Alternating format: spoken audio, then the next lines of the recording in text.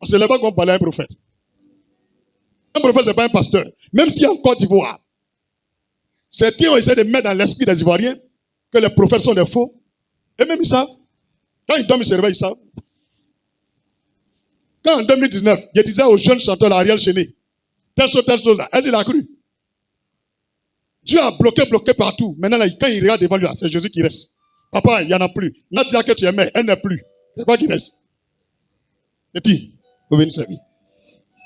Tu n'es pas venu ici, mais va servir Jésus. Ou bien, moi, je dirais, un journaliste m'a demandé à trace, mais pourquoi ça a Ariel Chéné? Il a dit, mais c'est ce qu'il a vu. C'est ce qu'il a vu, il a dit. Il dit, envoie, ça s'est réalisé. Ça s'est réalisé. Lui-même, il sait. Si tu ne crois pas, va dans son inbox, il faut l'écrire, il faut dire, est-ce que Dieu te parle? Il va te dire, Dieu lui parle. Dieu lui parle, c'est pas il est bête. C'est pas Ariel Chéné, il est bête. Il n'est pas bête. Même à Rafat, là, Dieu lui parlait. Vous ne connaissez pas la relation des gens avec Dieu. Même le petit Imran, là, Dieu lui parle. Vous ne connaissez même pas. Il peut être issu d'une famille musulmane, mais l'esprit de Dieu est sur lui. Quand tu penses à Imran, là, c'est le diable en train de chanter. C'est pas le diable. Hein? Dieu est en train de former un nouveau. La conversion mondiale.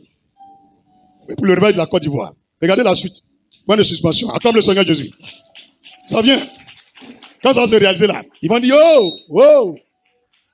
Frère, en Côte d'Ivoire, il y a l'islam. Il y a le bouddhisme, il y a Maïkari, il y a la franc-maçonnerie, il y a le christianisme. Mais Dieu veut montrer à ceux qui sont dans le nord, au sud, l'est, l'ouest et le centre de la Côte d'Ivoire que le Dieu de ce pays s'appelle Jésus-Christ. Un point, deux traits. Le reste, c'est pourquoi Dieu parle, il dit les choses pour qu'ils voient et ça se réalise.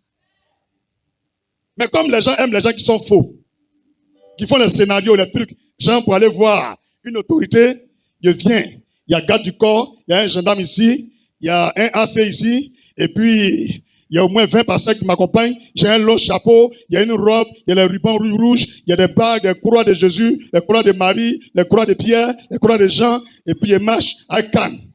Là, ceux-là, c'est les faux. Ça veut dire quand Jésus passait là, il était insignifiant. Il n'avait rien pour attirer nos regards.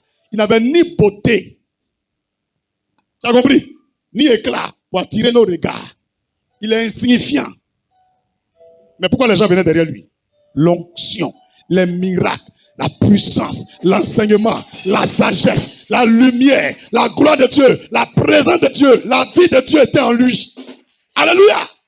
Dieu prend les choses viles, insignifiantes, pour confondre les sages de ce siècle.